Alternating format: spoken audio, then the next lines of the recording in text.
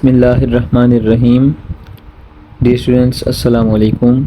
उम्मीद करता हूँ आप लोग ठीक ठाक होंगे, खैरियत से होंगे।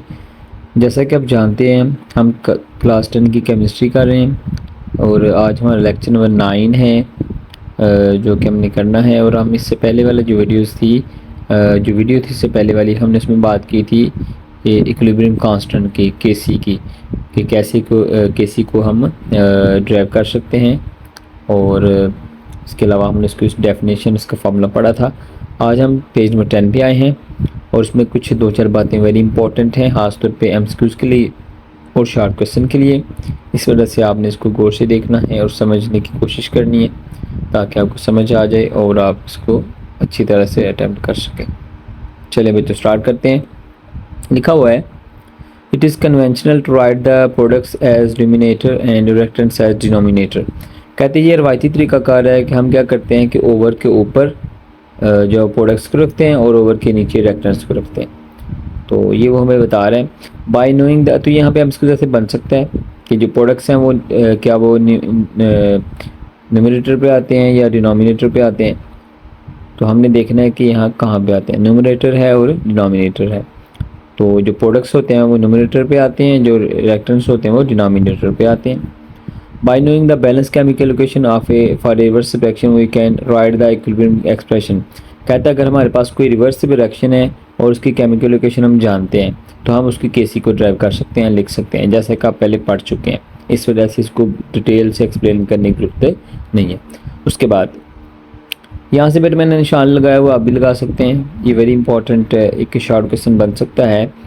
We can calculate the numerical value of K C. अब यहाँ पे शार्ट मैंने रन किया हुआ सारा इसलिए क्योंकि यहाँ पे शार्ट बनता है कि वो पूछ सकता है how we can calculate the value of K C. तो उसका आंसर है we can calculate the numerical value of K C by putting the actual equilibrium concentrations of the reactants and products into the equilibrium expression. यानी कि वो ये कहता है कि जब आप एक रिवर्स रिएक्शन करवाएंगे, उसकी जो भी के सी होगी, उसकी जो इक्विलिब्रियम कांस्टेंट एक्सप्रेशन होगा, जब वो आप ड्राइव करेंगे, उसके बाद हमारे पास जो रिएक्टेंट्स और प्रोडक्ट्स की जो मिकदारें होंगी, जो उसकी कंसंट्रेशन होंगी, हम उनको क्या करेंगे, उनको फार्मूले के अंदर फिट करेंगे, लगा के उसकी कैलकुलेशन करेंगे तो हमारे पास केसी की वैल्यू आ जाएगी। तो सिंपली वो क्या बताना चाहता है कि हम न्यूमेरिकल वैल्यू केसी की कैसे फाइंड कर सकते हैं। अगर हम इक्विलिब्रियम कांस्टेंट जो एक्सप्रेशन है उसके अंदर हम वैल्यूज़ लगा दें रिएक्टेंट की और प्रोडक्ट की, उसको सॉल्व करें तो हमारे पास केसी की वैल्यू आ जाएगी। उसके बाद नेब्रेक स्टार्ट हो जाती है। ये वेरी इंपॉर्टेंट एमसीक्यू है। The value of KC depends only on temperature. आप देखें वो पूछ सकता है आपसे कि the value of KC depends on dash, तो नीचे टेम्परेचर लिख देगा, प्रेशर लिख देगा, टेम्परेचर प्रेशर लिख देगा, नन ऑफ दीज लिख देगा। उसकी चॉइस है, जैसे वो मर्जी करे। आपको आंसर पता होना चाहिए कि केसी की वैल्यू सिर्फ और सिर्फ टेम्परेचर पर डिपेंड करती है। It does not depend on the initial concentration of the reactant and products. कहता है ये सिर्फ और सिर्फ टेम्परेचर पर डिपेंड करती है। ये रिएक्टेंट और प्रोडक्ट की जो क्या नाम है, इनिशियल कंसंट्रेशन होती हैं, उन पे डिपेंड नहीं करती है। तो ये भी शॉर्ट क्वेश्चन पूछा जा सकता है, लेकिन ये हमको ज़्यादा इंपॉर्टेंट है। उसके बाद कहते हैं a few problems have been solve to make the concept clear. अब उसने कुछ बातें यहाँ पे सॉल्व की हुई हैं, वो हम देखते हैं। लेकिन बेटे यहाँ पे वेरी इंपॉर्टेंट है कि हमको आता है, तकरीबन मैंने देखा है कि हर साल इस तरह के हमको मैंने बोर्ड में देखा है, जिसमें क्या होता है कि वो पूछ लेता है कि यूनिट्स क्या होते हैं। किसी भी कोई इक्वेशन लिख देता है, रिवर्स रिएक्शन केमिकल इक्वेशन, उसकी लिख के तो हमें कहता है जी बताएं इसका यूनिट क्या होगा। तो वो भी आप फाइंड कर सकते हैं, मसला नहीं है। लेकिन अभी देखें वो हमें क्या बताना चाहता है, ये समझ आ गया तो इंशाल्लाह आप खुद उसको फाइंड कर सकते हैं। कहता है KC has no units in reaction with equal number of moles on both sides of the equation. कहता है जब हम देखें ना केसी है, अगर आप यहाँ पे गौर करें, हमारे पास जो इक्वेशन आपको नज़र आ रही है, ये वाली जो हमारी इक्वेशन है, ये वाली जो हमारी इक्वेशन आपको जो नज़र आ रही है, देखें इसमें अगर आप गौर करें तो हमारे पास यहाँ पे 1 मोल हाइड्रोजन का है, 1 मोल आयोडीन का है और 2 मोल हाइड्रोजन आयोडाइड के हैं। तो ये वो बात है। आप देखें ना, लेफ्ट साइड पे देखें नंबर ऑफ मोल्स कितने हैं, टोटल मिला के 2 हैं, और राइट साइड पे भी 2 हैं। तो आप देखें नंबर ऑफ मोल्स लेफ्ट और राइट साइड पे दोनों इक्वल हो गए हैं, इस वजह से इसका यूनिट कोई नहीं होगा। इस इक्वेशन का कोई यूनिट नहीं है। उसकी वजह क्या है कि जो लेफ्ट वाले रिएक्टेंट्स हैं उनके जो नंबर ऑफ मोल्स हैं इक्वल हैं राइट वाले से, यानी कि राइट वाले जो प्रोडक्ट है। इस वजह से दोनों के जो यूनिट्स कैंसिल आउट हो जाते हैं और एंड पे यूनिट नहीं बचता। इस वजह से सिंपली ये समझ लें कि जब इक्वेशन के दोनों साइडों पे यानी कि लेफ्ट राइट साइड पे अगर दोनों के नंबर ऑफ मोल सेम होंगे तो यूनिट नहीं होगा, केसी का तब कोई भी यूनिट नहीं होगा।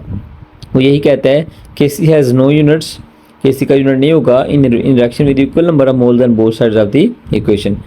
दिस इज बिकॉज, अब इसकी वजह क्या है, क्यों कहते हैं this is because concentration units cancel out each other, कहते हैं एक दूसरे को कैंसिल कर देते हैं in the expression for example नीचे दिया गया है, आपको नज़र आ रहा है इक्वेशन है, आगे उसने इक्वेशन को सॉल्व करके उसकी और अगर आप मुझसे पूछे कि सर ये जो इसने यूनिट्स लगाए हैं कहाँ से आए हैं, तो बेटा आप जानते हैं कि जब हमने एक्टिव मैथ्स की बात की तो यहाँ पे मैंने आपको याद होगा मैंने आपको बताया था कि ये जो आपको यूनिट नज़र आ रहे हैं तो ये किसके यूनिट है, जो मोलर कंसंट्रेशन है, जो एक्टिव मैथ्स है उसका यूनिट है।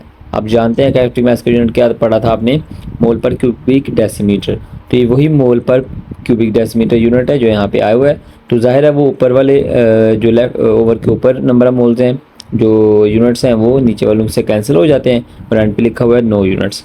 बहरहाल ये कब होगा, जब दोनों साइडों पे नंबर ऑफ मोल्स इक्वल होंगे। अब हम चलते हैं ज़रा इससे आगे वाले केस पे। वो कहता है for reactions in which the number of moles of the reactants and products are not equal in the balanced chemical equation। अब कहते हैं फ़र्ज़ कर लें एक ऐसा रिएक्शन आ जाता है जिसमें number of moles left right side पे इक्वल नहीं है, फिर क्या होगा, केसी ऑफ कोर्स हैव यूनिट्स, जो केसी है उसकी डेफिनेट है, पक्की बात है कि उसके यूनिट कोई ना कोई फिर होंगे। फॉर एग्जांपल अब नीचे दिया गया रिएक्शन अगर आप गौर से देखें तो यहाँ पे आपको नज़र आ रहा है कि जो नंबर ऑफ मोल्स हैं वो डिफरेंट है। मैं आपको बता देता हूँ, देखिएगा, ये देखें, अब देखिए हमारे पास जो लेफ्ट साइड पे जो दो रिएक्टेंट हैं इनके नंबर ऑफ मोल्स कितने हैं, एक मोल नाइट्रोजन का है, 3 मोल हाइड्रोजन का है, टोटल 4 हो गए हैं लेफ्ट साइड पे। राइट साइड पे है तो 2 मोल हमारे पास नज़र आ रहे हैं अमोनिया के, तो चूँकि लेफ्ट पे 4 मोल हैं राइट पे 2 मोल है तो इनका डिफरेंस है, फ़र्क है, इक्वल नहीं है। इस वजह से डेफिनेट है, पक्की बात है कि इस इक्वेशन के कोई ना कोई यूनिट ज़रूर होंगे, यानी कि ये इसकी हम इक्वेशन की जब केसी निकालेंगे तो इसका यूनिट कोई ना कोई ज़रूर होगा। और अब यूनिट क्या होंगे, ये तो ज़ाहिर है जब हम इसको सॉल्व करेंगे, कैंसिल आउट करेंगे, जो कटेंगे उसके बाद जो बाकी बचेगा वो यूनिट में आ जाएगा। तो ये कैलकुलेशन है, ये आप कर सकते हैं, तो आप भी देख भी सकते हैं, आपके सामने हुई भी है, तो इंशाल्लाह आपको ये समझ आ जाएगी। उसके बाद हमारे पास आ जाता है प्रॉब्लम 9.1 है। तो when hydrogen react with iodine at 25 Celsius degree to form hydrogen iodide by reaction reverse reaction as follows. तो ये सिंपल उसने एक क्वेश्चन दी हुई है, उसने क्या किया, अच्छा बेटा आप देखें जानते हैं अगर मेरे पास वैल्यूज़ हैं तीन मेरे पास कह लें कि चीज़ें हैं, तो उनमें से मुझे 2 के बारे में पता है, जो तीसरी होती है वो हम खुद निकाल लेते हैं। तो बिल्कुल यहाँ पे भी कुछ ऐसे ही सूरत हाल है कि उसने देखें आपको इक्वेशन में 3 चीज़ें नजर आ रही हैं, हाइड्रोजन है, आयोडीन और आगे हाइड्रोजन आयोडाइड है। देखें अगर हमने 3 वैल्यू दे दी गई होंगी तो हम आराम से केसी का फॉर्मूला लगा के इसकी केसी पहले लिखेंगे, उसको वैल्यूज़ को 3 वैल्यूज़ पुट करेंगे, हमारे पास केसी की वैल्यू खुद ही आ जाएगी। यानी हम इसको मल्टीप्लाई करना है डिवाइड करके, जैसे भी वो कैलकुलेशन होगी कैलकुलेटर से आप कर सकते हैं, डेफिनेट हमारे पास आंसर आ जाएगा। तो बेटे देखिए अगर आप थोड़ा सा नीचे यहाँ पे आ जाते हैं तो यहाँ पे जहाँ पे लिखा हुआ है सोल्यूशन, तो देखो उसने ऐसे ही किया हुआ है, हाइड्रोजन की वैल्यू हमारे पास 0.05 मोल पर क्यूबिक डेसीमीटर है, फिर हमारे पास आयोडीन की है 0.06, इस तरह से हाइड्रोजन आयोडाइड की 0.49। तो बहरहाल जब हमने केसी इसकी निकाली तो हमने इसको वैल्यूज़ पुट की, उसके बाद हमारे पास कैलकुलेशन के बाद 80 आंसर आ गया, 80। तो बेटे उसके बाद सिंपली हमारे पास नंबर 2 आ जाती है। ये भी कुछ ऐसा ही रिएक्शन है, उसने वैल्यूज़ देखें दी होंगी, तो हमने बिल्कुल सेम तरीके से इसकी केसी भी लिख के उसकी वैल्यूज़ पुट करके तो कैलकुलेशन करके आंसर लिख देना है। लेकिन आपने यूनिट्स का ख्याल रखना है, अगर यूनिट्स नंबर ऑफ मोल्स हमारे पास इक्वल हैं तो यूनिट्स नहीं होंगे, लेकिन अगर इक्वल नहीं है तो फिर यूनिट्स होंगे। जैसे आपको नज़र आ रहा है कि इसमें इक्वेशन में नज़र आ रहा है कि यूनिट्स हैं लेकिन ऊपर वाले में यूनिट्स नहीं थे।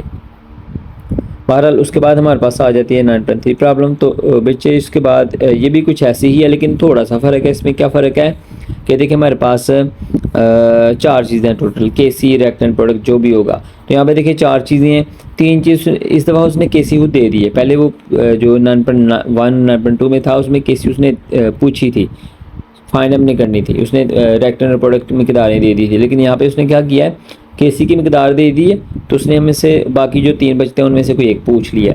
तो सिंपली है, हमने क्या करना है, सीधा इसको फार्मूला लगाना है, केसी का फार्मूला लगा के इक्वेशन लिखने के बाद केसी लिखें, और केसी लिखने के बाद हम जब आएंगे तो हमारे पास क्या नाम है वैल्यूज़ होंगे, हम उसको पुट करके तो डेफिनेटली कैलकुलेशन करेंगे तो हमारे पास आंसर आ जाएगा। तो इस तरह से हमारा जो आज का टॉपिक है वो कंप्लीट हुआ। इंशाल्लाह उसके बाद हम चलेंगे नेक्स्ट टॉपिक की तरफ। उम्मीद है आप लोगों को काफ़ी हद तक समझ आ गया होगा। ठीक है बच्चों, बहुत शुक्रिया। अस्सलाम वालेकुम, अल्लाह हाफिज़।